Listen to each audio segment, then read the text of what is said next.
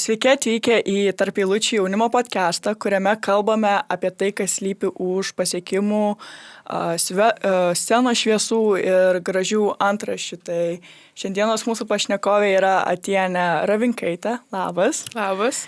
Tai ši mergina yra jaunosios kartos dainininkė, X Factoriaus laimėtoja ir abiturientė, kuri jau dabar drąsiai žengia Lietuvos muzikos scenoje.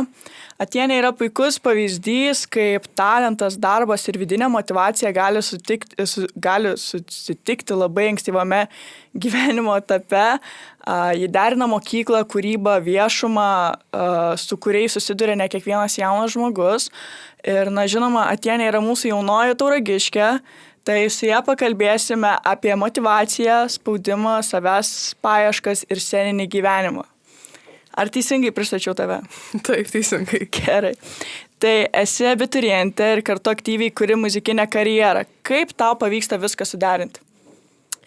Iš tikrųjų yra tokia taisyklė, kad kuo daugiau darai, tuo daugiau ir spėji. Tai kažkaip aš tavo taisyklė ir vadovaujas, atrodo, kai išvardinu, atrodo labai daug veiklų darau iš tikrųjų, bet taip einant vis, gyvenimą gyvenant ir einant diena po dienos kažkaip daug darau, bet ir padarau. Ir man tas ir kažkaip padeda daug veiklos turėti. Pavyzdžiui, baigiau muzikos mokyklą, atrodo kažkokia tuštuma užlieja mane, tai nusprendžiau tada tinklinį jau sportuoti. Ir kažkaip vis tiek užsipildo ta diena mano nuo ryto iki vakaro. Supratau. O pavyzdžiui, vis tiek, sportuoji, muzikos mokyklą baigiai, esi puikiai mokinė, jo? Gerai mokys. Taip. Tai vis tiek, kaip randi tą balansą, kaip tu spėji dar muzikinę karjerą užsiimti, kaip atrodo tavo ta kasdienė rutina? Tiesiog padeda galbūt planavimas, susirašai į notesus savo telefone kažkaip pagal valandas, jeigu labai daug darbų skirtingų, susirašai valandom, bet šiaip, atrodo, aš nežinau, neturiu to tokio recepto, kaip spėti, tiesiog kažkaip susidėlioju dienos rutiną, labai gražiai susidėlioju dienotvarkę, ne tik dienoj, bet ir visoj savaitėj ir kažkaip viskam atrandu to laiko. Labai fainai. Labai tikrai, wow, aš taip negalėčiau. Tai ar esi vis tiek susidūrusi su spaudimu iš aplinkinių ar socialinių tinklų dėl savo tų rezultatų vis tiek, sakau, tu esi išskirtinė, jo? Ne jo, bet tu esi išskirtinė. Ačiū, bet to spaudimo nežinau, kažkiek vis tiek, jeigu nebūtų to spaudimo, aišku, gal aš iš savęs dar to spaudimą savo duodu tą spaudimą, dėl to aš tiek daug ir padarau, kad aš esu, nepabijokime to žodžio, perfekcionistė ir man reikia visur gerai daryti, jeigu kažką darau, tai to spaudimo yra, bet kažkaip jis ir padeda man tobulėti ir augti. O jau kalbant būtinai apie muzikinę karjerą, ar ne? Ar susiduri su kažkokiais negatyviais komentarais, nežinau, kažkokiam replikom?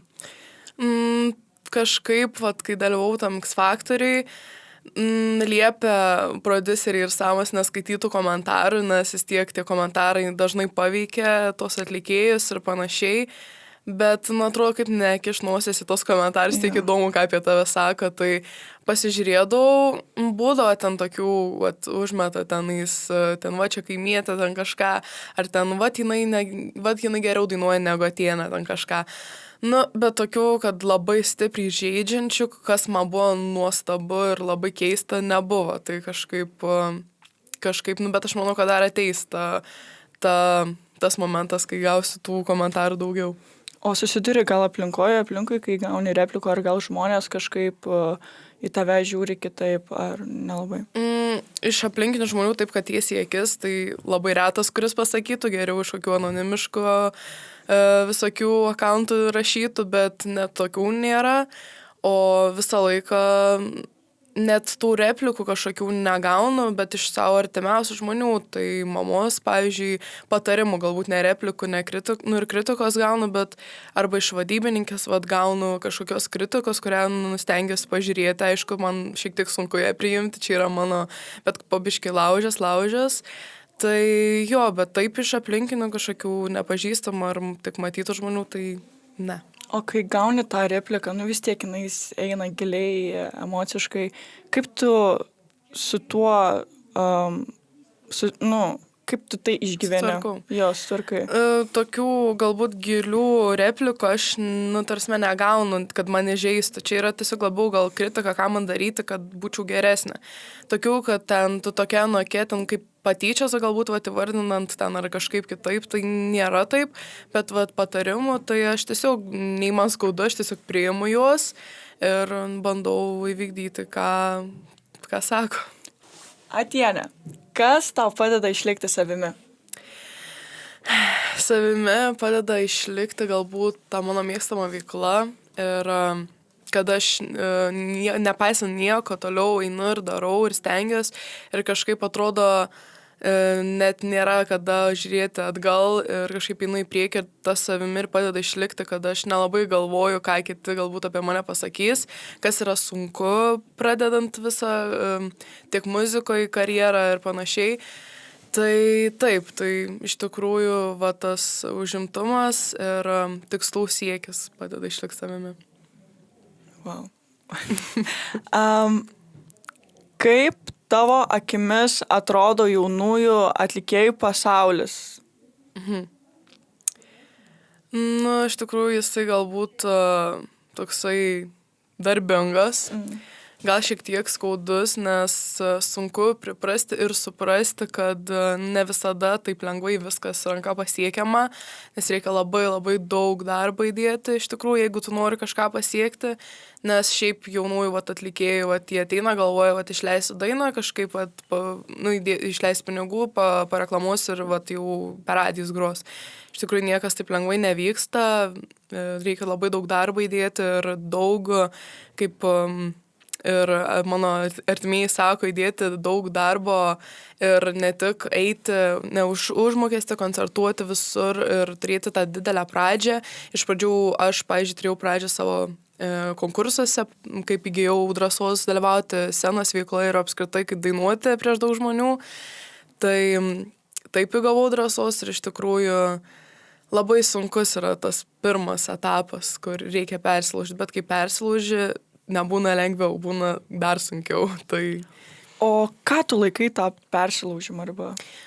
Pavyzdžiui, kai būna, kad viena daina kokia, pasiekia ten klausytojų širdis ir jie ten kiekvieną dieną niuoja ten per radijus, pavyzdžiui, groja.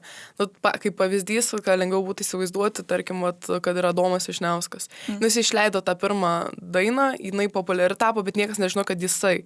Aišku, galbūt jam pridėjo tai, kad jo tėtis žinomas, bet čia buvo ta daina jo lūžis, kažkoks šioks toks, nes jisai buvo daugiau žinomas ir jo daugiau pradėjo domėtis. Tai bet jeigu neturi kažkokių kitokių kelių, kaip išgarsėti, kaip pavyzdžiui, artimieji kokie garsus ir panašiai, tai yra dar sunkiau, kadangi tu turi parodyti, kas tu tokia esi, kad tave iš vis pamatytų žmonės. Tai stengiasi kiti per projektus eiti, kažkaip rodytis daugiau ir panašiai.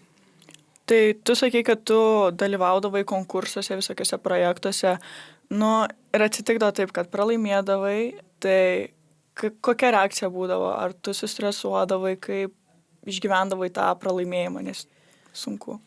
Ten tas pralaimėjimas, tai ten vietos, aišku, paskui išvažiavau mažam vaikui, tai smagu laimėti bet kokią tą vietą, svarbu taurę gauti, tai kažkaip ir ta pirma, antra, trečia vieta būdavo ne viena, o jų daug būdavo, tai kažkaip laikui bėgant pradėdavau rinktis konkursus, kur, pavyzdžiui, po vieną ir jau tu žinai, kad esi tikrai vertas tos vietos. Tai kažkaip, aišku, kai pralaimėdavau, tai kažkiek suskausdavo tie širdį, nes vaikai nori tą pirmą arba ten Grand Prix laimėti. Bet kai pradėjo sektis ir nuvažiuodavau į vieną, vėl Grand Prix ir taip kažkaip pagavau tą tokį azartą ir atrodo dar daugiau norėjau daryti, važiuoti, dirbti, kad pasiekti dar daugiau tokių rezultatų. O po tiek daug dalyvavimų visokių, ar dar pas tavęs yra išlikusi scenos baimė? Ta scenos baimė galbūt neįvardinčiau taip jos, įvardinčiau kaip jaudulį, tiesiog jauduliukas vyko, bet aišku, man baisiau dainuoti keistai skamba, bet man keistų, tai yra sunkiau dainuoti prieš mažiau žmonių, pavyzdžiui, kokie mokyklos naktų salėj, negu ten prieš teliką arba ten prieš, nežinau, arenui. Tai tas jauduliukas visą laiką yra. Galbūt Nestresuoju visą dieną ten, kaip būna kitiems atlikėjams, arba tiesiog, kad ten nuo ryto jau iš kampo į kampą ten jis net pykina. Man kažkaip stovi pusvalanduką, jau taip kažkaip graužia pilvą, taip pastovi, nusisikaupiu ir bet užlipu ir dingsta jisai. Tai kai pradedi dainuoti, dingsta? Jo, kažkaip tiesiog taip išplaukia. Konkursuose, kai dalyvauju, vis tiek už tų uždarų durų, ar yra kažkokia tarp atlikėjų konkurencija, tokia nesveika gal kažkokia? Šiaip aš galiu pasakyti, kad aš ten ir draugų susiradau, nes vis tiek, pavyzdžiui, kai konkursuose dalyvauji, vis tiek visose konkursuose tie patys, nebus kažkokių ten, vienas kitas naujas. Tai kažkaip ir tų draugų, ir vis tiek, kad ir tu nebendrauji, tu vis tiek matai tą žmogų ir tada, tarkim, susitinki kokiuose TV projektuose, ir tipo labas, aš tai žinau, ir taip, o iš kur, tai konkursuose ten buvom. Bet aišku, yra tokių atlikėjų, pradedančiųjų, kurie jau tada laimi čia kokį didesnį prizą, jau įsivaizduoja kažkas esantis, arba nežinau, jiems tiesiog diegiamai galva nuo mažens taip yra. Aišku, yra tokių, kur čia tu blogesnė ateina, kad tave numenkinti, pasakyti. Bet man taip nėra buvę, bet aš kiek esu mačius. Aišku, projektuose, tose jau televiziniuose, tai daugiau konkurencijos, aišku, kad vyrauja. O šiaip gyvenime? Kokie tavo lūkesčiai yra ateinantiems kokiem 5 metams? Ar tu įsivaizduoji savo karjerą su muzika, ar gal tu gydytoja nori būti? Gydytojas nebenoriu jau būti. Bet kaip aš įsivaizduoju, tai... pirmiausia, dabar mano tikslas baigti mokyklą. Ir ne tik baigti, bet gerai baigti. O norėčiau įsivaizduoti su muzika, aišku. Labai norėčiau tose... vandenynuose muzikos plaukioti ir ten dainas rašyti, kurti ir leisti. Bet gyvenimas parodys, kaip čia bus, nes ir siekis yra išlaikyti egzaminus, galbūt įstoti pirmą kažkur su muzika. Jeigu norėčiau stoti, tai reikėtų į užsienį galbūt labiau, nes Lietuvoje nelabai su mano tipo dainavimu, ten labiau galbūt opera, džiazas. Tai galbūt labiau užsienį, bet manęs užsienis nelabai traukia, kažkaip noriu Lietuvoje likti. Tai nebent pasibaigti studijas, turint laisvą laiko kažkaip koncertuoti, daryti, o jeigu ką, visą laiką bus planas B, ta prasme, vis tiek aš galiu papildomai užsidirbti dainuodama. O vis tiek daug motyvacijos, ar ne, veikti, daryti, ar turi kažkokį autoritetą, ką tu lygiuojas? Autoriteto kažkokio tikslaus neturiu, bet man autoritetai yra tie žmonės, kurie irgi labai daug daro ir labai daug pasiekia ir padaro, ypač būdami jauni. Taip pat mano autoritetas yra mama ir visada jisai buvo, nes mano mama irgi labai daug padaro, ne tik per dieną, bet ir apskritai pasižiūrėjus, kaip jinai viską suspėja. Tai galbūt aš esu, kai užsibrėžiu tikslą, aš pasižiūriu, kad mama lygiai taip pat užsibrėžia tikslus ir labai daug padaro. Tai kažkaip tokio vieno asmens neturiu, bet labai žmonės mane žavi tie, kurie labai daug ką padaro ir nesėdi tiesiog namuose užsidarę. Wow, labai, labai gražu. Aš irgi taip pat labai mėgstu lygiuotis į tokius žmonės, kurie daro daugiau, atrodo, lyg pastumėja kažko daryti daugiau. Užmotyvuoja kažkaip ir tave tada. Ja, nori vis atitikti jų standartus. Ar galėtum teikti, jog gyveni palei savo norus ir tai, ko tu nori, ar pagal kitų lūkesčius kažkokius? Galėčiau, manau, 100% tai, kad aš gyvenu kaip aš noriu, kadangi dabar, kur esu, šitam taške aš realiai su kitų pagalba, bet jeigu nebūtų mano noro, aš nebūčiau čia, kur dabar esu. Ir viskas, ką dabar turiu, tik sakau, reikėjo galbūt pastumėti, nes daug sprendimų nebūčiau padarius aš pati ir nebūčiau galbūt pasiryžus, bet ypač su mamos pastumėjimais ir pastumėjimais aš dabar esu, kur ir esu, nes net be mamos nebūčiau net ir X Factoriui dalyvavus, net nebūčiau žengus ten kojas, net nebūčiau pagalvojus iš tikrųjų. Tai va. O ką norėtum palinkėti jaunam žmogui? Per žiūrinčiam žiūrovui, ką norėtum palinkėti? Žodžiu, norėčiau palinkėti jaunam žmogui, kad negalvoti, kad aš nieko nespėju. Ir ta, pavyzdžiui, valanda, atrodo, vat pagulėsiu ten kažką, paskrolinsiu telefoną ar kažką, jinai net neš kažko gero, kaip per tą valandą, iš tikrųjų, kaip lėtai kartais eina ta valanda, ką mes galim padaryti, kiek daug. Tai aš taip kalbu, nors ne visada pati taip darau, nors vis tiek reikia pailsėti kažkiek, bet siekti tų užsibrėžtų tikslų ir jų netidėlioti, kadangi nei gyvenimas nėra amžinas ir laikas bėga labai, tai kad juos pagaliau prisėsti ir padaryti, stengtis daryti, o ne kažkaip atmestinai. Tai tai tiesiog daryti tai, kas patinka ir neklausyti, ką aplinkiniai liepia daryti, nes aš norėjau mediciną galbūt pastumėta aplinkinių tų visų standartų, kad čia medicina yra jau kažkas tokio. Bet paskui kažkaip, nors labai neturiu su savim laiko dažnai pabūti tiesiog su savimi, bet atėjo tas supratimas, kad neateina net auto medicina kažkaip ir labai džiaugiuosi, kad ne dabar, o anksčiau atėjo šitas supratimas ir dabar galiu į kitus dalykus susikoncentruoti. Tai ačiū Atiene šiandieną, kad pasidalinai su savo gyvenimo motivacija, iš kur ją gauti. Ir norėčiau pasakyti, kad projektas yra finansuojamas ES pagal Europos solidarumo korpuso projektą Jaunimo aidas bei Tauragės rajono savivaldybė.